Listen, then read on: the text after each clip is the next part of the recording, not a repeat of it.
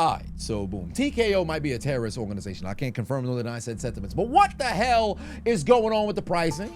$70,000 for front row seats to WrestleMania 42. Are you out of your mind? Who is paying that type of bread to sit front row? Are you crazy? They pricing everybody out. They damn near talking about nosebleed seats starting in the thousands. What are we doing, bro? I'm as much of a capitalist as the next man, but this is ridiculous. You continue to price out your diehard fans, and the same thing that's been happening in a bunch of sports across the globe is continuing to happen now within the WWE as well, because the streaming platforms is getting ridiculous. The amount of commercials that one has to endure while watching a live event feels as if it's increased exponentially from what it was 15 some years ago. You can watch a 2-3 hour program. About 65% of the entire program is straight up advertisements and commercials. Like, what is going on, fam? I don't understand. Let's just look at the NFL, right? We already discussed this on a prior video. I think it was sometime last year, where ultimately within the NFL, if you wanted to watch every single game of this upcoming season, you got to pay damn near $1,000, if not more than $1,000. NFL Sunday tickets like $500 and some change. You got games exclusively on Netflix, games exclusively on YouTube TV, games exclusively on Peacock. All these different locations to where you got games. You got folks having to scramble just to go and watch football. You're gonna watch it on regular cable television. 15 some years ago. It's a different time now. Adonis, get with the time. This is ridiculous. You fleecing the people.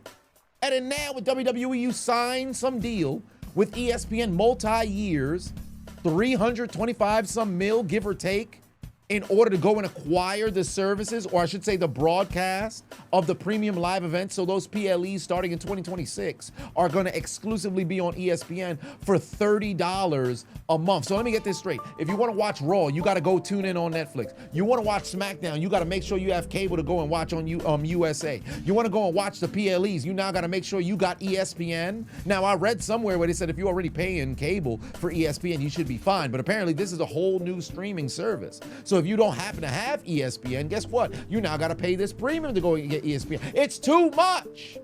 Why can't everything be in one spot? They had that with the WWE network. I thought the whole game plan was, all right, cool, you got the network for your premium live events at the time, pay-per-views.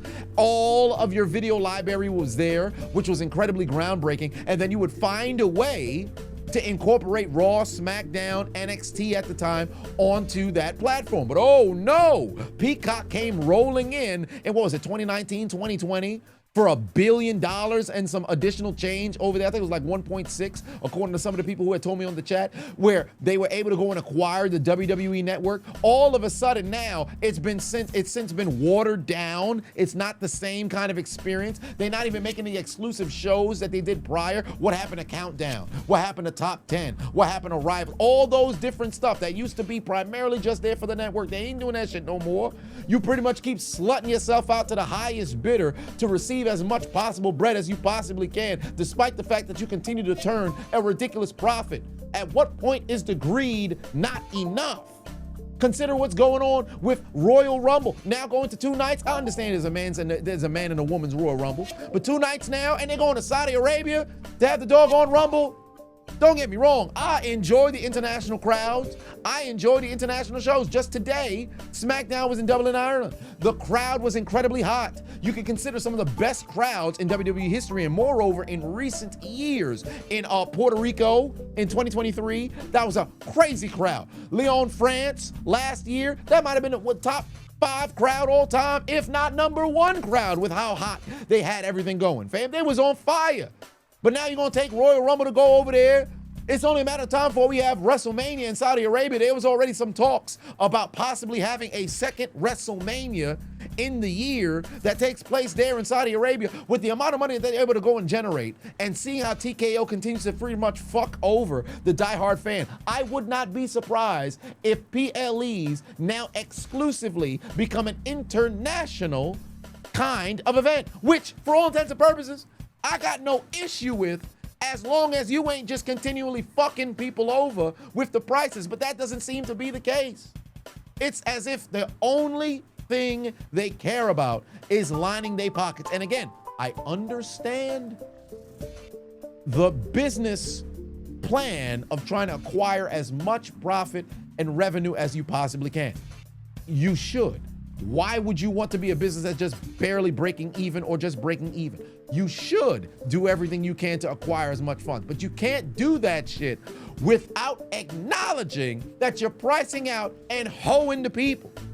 You got Triple H in press conference talking about, yeah, man, the people have never been more invested. We're in a great time right now. But you constantly hear complaints left and right about people being priced out of being able to just attend regular events, attend Raws, attend SmackDowns. The storylines now has been incredibly complacent. They not putting as much effort into it as they were before. I've talked about this prior after WrestleMania 41. Here you had the build to WrestleMania 40 be some of the greatest of all time in order to make it to the culmination of all of 2023 to culminate in 2024 in Philly for WrestleMania 40. WrestleMania 41, everything felt rushed despite the fact that you had all this time.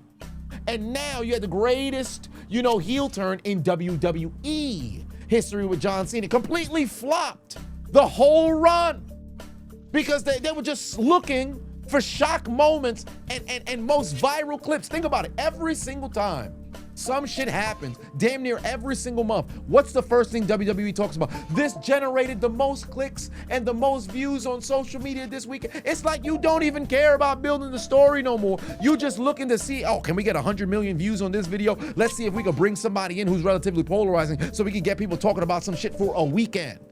But once the weekend's over, you just chasing that high again. You're not actually building shit. I'm so confused, fam. I'm so confused. Ever since TKO took over, I don't know how I'm supposed to go sit here and enjoy the product because it seems like week by week things are relatively lackluster. You have some, isolated feuds that's going on that's relatively interesting. Of course, you got your CM Punks dealing with whether it be LA Knight, dealing with Seth Rollins dealing with Roman Reigns, LA Knight, CM Punk, damn near everybody under the sun. This man got beef with everybody, right? The top of the card seems to be relatively strong, but multiple, different spots on the card, it's kind of floundering, right? And then you take into account going to actual physical shows costs an arm and a leg. The merchandise has been relatively mundane. Show me a WWE shirt that has been coming out recently that actually has a very cool design. They sent out generic ass John Cena, merchandise on his farewell tour. There's no effort in the designs whatsoever. Every single motherfucking wrestler is just a regular generic ass black shirt. They throw on a logo and a goofy ass motherfucking phrase, and everybody will say, hey man, that's $40 right there. What are we doing, bro? What are we doing? And again, go and make your money, but you can't just not acknowledge that you hoeing the people. You hoeing the people $30 additional just to sit and watch the pay-per-view. Why the fuck couldn't they just go back? Or I should say, actually, yeah, go back, because they started the WWE network all them years ago. So I wouldn't say, oh, why'd you start in the first place? But why don't they just go back to regular pay-per-view? Just go back to pay-per-view. You have these different networks over here. I gotta have Netflix. I gotta have Peacock. I gotta have ESPN. I gotta have all these different stuff just to consume the product, bro. I gotta go find your ass in order to go and consume the product. You got folks having to run left and right. Well, what are we doing, son? Put everything in one spot and leave it as it was. They doing too much. They doing too much. They charging too much. So I'll tell you something right now. The only way that this shit stops is if the people were to come together and say, hey man, listen, we ain't doing this shit no more. And stop paying. Stop paying. But of course, that's not gonna be the case. There's folks who just cannot exist without having to go, not just support, but also, consume said product, because that's their primary form of escapism. So I completely understand. But bro, there's no way that they can't just not acknowledge that they're fucking the people over. But overall, what do y'all think about TKO wilding with these prices and essentially fleecing the entirety of the generation of viewership? And furthermore, do you think streaming services have got out of hand? Because truly, like I said prior, it's at a point now where legitimately you turn on Netflix, Hulu, Amazon Prime, all these different spots, right? Albeit if you pay the highest premium to where you don't have to deal with commercials, great. But the whole idea was you get these streaming platforms so that you don't have to deal with commercials. Now they just keep increasing prices on motherfuckers to where damn near you might as well just go and get cable. Like, what are we doing? It's only a matter of time before this shit start calling $50 a month. It's only a matter of time. I would not be surprised. Well, y'all let me know in the comment section what y'all think. Do you think that maybe I'm tripping? Maybe the few of us who are out here complaining is tripping? You think TKO is doing a very good job? Or do you think enough is enough? And it's time for a change. Fix this shit. Who got this kind of money? Not me. Student loans interest just kicked in. I need money. Bought this house. I got a mortgage now. I ain't got no bread for this shit. Ridiculous. Motherfucker, I will punk your ass for saying some shit. Frank. What?